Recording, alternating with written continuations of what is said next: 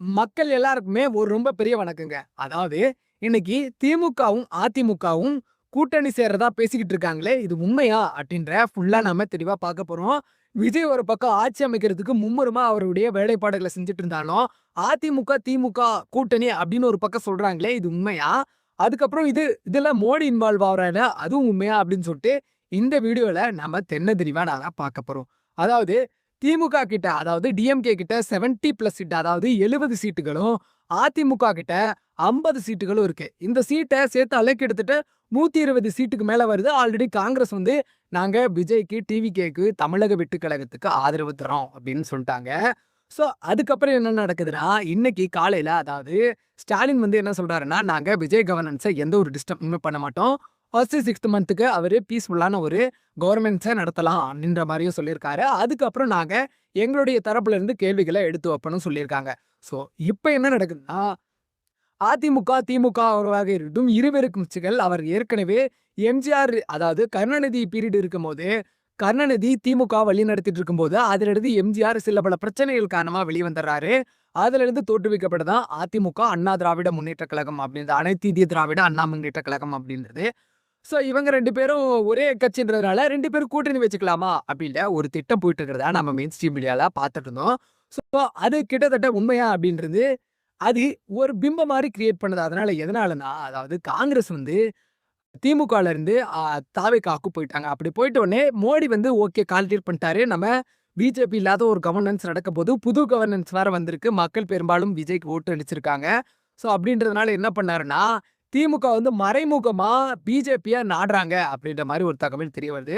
So அப்படி நாடும்போது அதிமுகவும், திமுகவும் வந்து ஆல்ரெடி மோடிய சப்போர்ட் பண்றதுனால, இந்த காங்கிரஸ் போயிடுச்சுன்னா பெரும்பான்மை இல்ல. அந்த பெரும்பான்மை இல்லன்றதுனால திமுகவும், அதிமுகவும் ஒன்று சேர்ற மாரி ஒரு பிம்பத்த கிரியேட் பண்றாங்க. மக்களே இத நீங்க புரிஞ்சுக்கோங்க. காங்கிரஸ் போயிட்டதுனால கிட்டத்தட்ட ஒரு 108 சீட் ஆல்ரெடி இருந்தது. அதுல 1 போயிடுச்சுனா கூட ஏன்னா விஜய் 2 இடத்துல போட்டி போட்டிருக்காரு. 1 ராஜினாமா பண்ணணும். அப்படி போயிடுச்சுனா கூட 107 சீட்டு பிளஸ் 5 சீட் போட்டா கூட 112 சீட்டு. அந்த காங்கிரஸோட அங்க சேர்த்துனா மிச்சம் 6 சீட்டுகள் தேவைப்படும். 6 சீட்டுகள் தேவைப்பட்டாலும் திமுக கிட்ட இருந்தோ, அதிமுக கிட்ட இருந்தோ 2, 3 சீட் அதாவது சீட்ஸ்கள வாங்கி ஆகணும். கண்டிப்பா என்டிஏ பக்கம் இருக்கிற சீட்ஸ நான் வாங்க மாட்டேன்னு சொல்லிட்டாரு. சொல்லிட்ட உடனே இங்க திமுகவும் முட்டுக்கட்டை போடுறாங்க. அதாவது இங்க இருக்க சீட்ஸும் போகக்கூடாது. கவர்னன்ஸ் அமையக்கூடாது அப்படின்ற மாரி நினைக்கிறாங்க. ஸோ அப்படி நினைக்கிற போது என்ன நடக்குதுன்னா, அங்க மோடி ஆட்சியும் அதாவது மோடி கவர்னன்ஸும் இங்க நடக்கணும். அப்படி அதாவது மோடியோட ஆதரவோட விஜய் வந்து ஆட்சி அமைக்கணும்னு பார்க்குறாங்க. ஆனா அது நடக்கல. காங்கிரஸ் போயும் பெரும்பான்மைக்கு சீட் இல்ல. ஆளுநர் அங்க போனா நீங்க பெரும்பான்மையை கொண்டுட்டு வாங்க அப்படின்ற மாரி சொல்றாரு. ஸோ இதனால என்ன நடக்குதுன்னா, ஒரு ஃபுல்லான ஒரு கவர்னன்ஸ் அமைக்க முடியல அப்படின்றது தான் ஒரு உண்மையான விஷயம். ஸோ இதனால என்ன நடக்குதுன்னா, ஏடிஎம்கே, டிஎம்கே ஒரு ஒன்று சேர்ற மாரி ஒரு பிம்பத்த உருவாக்குறதுனால, காங்கிரஸ தமிழக வெற்றிக் கழகம் அதாவது விஜய் தரப்புல இருந்து மறுக்குறாங்க. அதாவது நேத்தைக்கு பார்த்தோம்னாக்க, திமுகவும், அதிமுகவும் ரொம்ப பெரிய ஒரு அப்செட்ல இருந்தாங்க.